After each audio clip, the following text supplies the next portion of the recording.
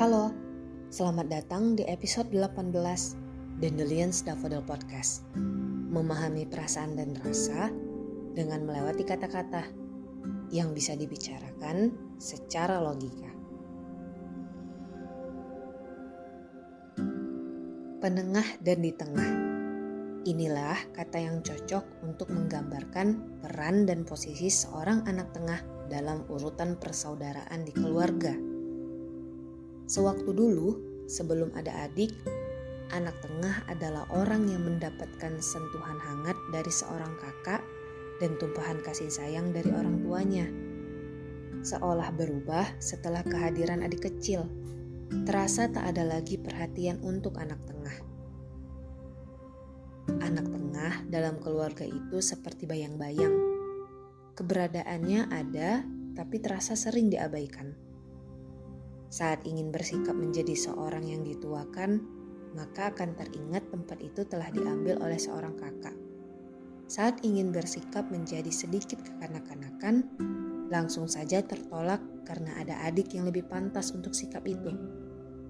Menjadi anak tengah sering membuat kita merasa sendirian dalam keluarga. Tak tahu jati diri sendiri dan tak tahu tempat sendiri.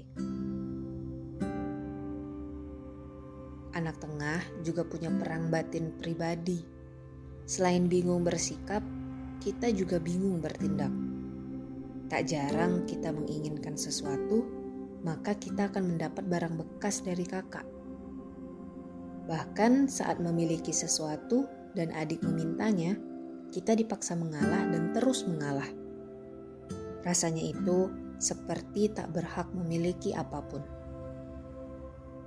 Momen berkumpul bersama keluarga besar juga menjadi masalah rumit dalam hati. Menoleh ke sisi ini, anak sulung dalam keluarga sedang membicarakan rencana masa depannya dengan para bapak. Anak sulung itu terlihat keren dengan pembicaraannya, dewasa dan penuh visi.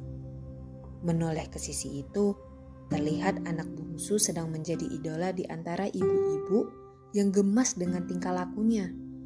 Padahal hanya berbicara satu kata, tapi ramainya seperti supporter bola yang sedang bersorak. Pesona anak bungsu memang tiada tandingannya. Tapi melihat ke diri sendiri, rasanya menyedihkan. Diam dan sunyi tanpa pembicaraan. Tak ditanya soal masa depan, tak diidamkan tingkahnya. Sendiri dan perih, hanya itu yang anak tengah bisa mengerti. Kesepian yang terasa akhirnya membuat anak tengah mencari pelipur laranya sendiri. Teman, itulah tempat mencurahkan tangis dan tawa. Saat di keluarga merasa tak ada yang bisa memahami, anak tengah merasa hanya teman yang bisa dipercayanya. Namun, kita sebagai anak tengah kembali merasa seperti disalahkan untuk segala hal yang kita lakukan. Kita dianggap mementingkan teman yang bukan siapa-siapa dibandingkan keluarga sendiri. Dicap tak bisa berbaur dengan keluarganya. Kita pasti bingung, gundah, dan segala macam rasa sejenisnya memenuhi hati yang berakhir pada tangisan dalam tempat yang gelap, tanpa cahaya, tanpa suara, dan tanpa siapa-siapa. Namun ada hal-hal yang lebih besar tapi sulit untuk kita lihat. Kita hanya bisa melihat kesedihan dan kegentiran dari apa yang terasa.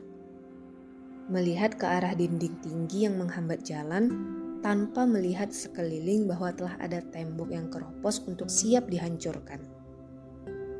Terkadang melihat segala sesuatu dengan banyak arah akan lebih baik dari hanya melihatnya dalam satu arah. Semuanya tercipta dalam keseimbangan. Keseimbangan yang berisikan hal negatif dan positif. Maka tidak ada salahnya untuk memandang apa yang terjadi padamu dengan melihatnya secara positif. Lihatlah dirimu. Walaupun dengan kesendirianmu, tidakkah kamu menyadari jika anak tengah telah melatih diri untuk menempatkan diri dimanapun ia berada? Kamu dianggap sebagai orang yang mampu bersosialisasi dan sangat bijaksana dalam menyikapi. Bukan hanya sekedar nama untukmu, tapi anak tengah adalah penengah sebenarnya saat semua dalam keadaan tidak baik-baik saja. Menjadi anak tengah sebenarnya membuatmu bisa merasakan dua tempat yang berbeda, yaitu sebagai kakak dan sebagai adik. Mulai sekarang, kamu tak perlu bersedih ketika merasa terabaikan, karena sebenarnya kamu telah tumbuh kuat dari yang pernah kamu bayangkan. Kamu memang seseorang yang terlahir untuk mandiri. Mandiri untuk membuktikan langkah kaki yang kamu pilih adalah jalan panjang yang tepat untukmu menembus dunia tanpa batasan dan ketakutan. Kamu mampu untuk semua masalah yang akan kamu hadapi, karena kamu telah terlatih untuk itu. Sadarkah kamu telah melewati saat menyakitkan itu, dan lihat, kamu mampu melewatinya dengan cara unik yang kamu miliki. Kamu mampu tanpa harus memohon pada orang lain. Saat orang lain bertanya mampukah seorang anak tengah melewati hidup yang keras dan mencoba meremehkanmu, kamu memberi jawaban tanpa kata. Karena jawaban yang kamu berikan adalah pembuktian bahwa kamu masih berdiri dengan kedua kakimu. Anak tengah akan terus berlari untuk sampai di tempat yang telah ia harapkan untuk di sana. Anak tengah tak akan berhenti sampai bisa mendapatkannya.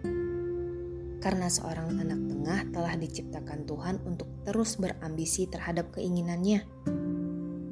Meskipun dunia memojokkanmu dan terus mengagungkan orang lain dengan segala kemudahan yang terlihat, anak tengah tetap berjuang karena baginya persaingan bukanlah sesuatu yang ditakuti, melainkan peluang untuk terus mendorongnya maju. Tetap menjadi seekor singa yang memimpin hutan tanpa enggan, walaupun tahu akan ada orang lain yang lebih kuat darinya. Tak akan menyerah, karena menyerah adalah kata permusuhan bagi seorang anak tengah. Anak tengah tetaplah emas yang berharga. Anak tengah bukanlah anak yang pantas disepelekan seperti yang orang-orang katakan. Kamu adalah berlian berharga yang bahkan nilainya tak terukur untuk sebuah angka. Tetaplah berjuang terhadap apa yang menjadi keinginanmu dan tolehkan kepalamu hanya ke arah yang menjadi tujuanmu. Tutup telinga untuk semua perkataan orang yang merendahkanmu. Karena yang perlu didengar hanyalah hatimu, yang perlu diingat adalah impianmu, dan yang perlu diucap hanyalah doamu pada Tuhan agar semua harapan menjadi nyata. Selamat malam.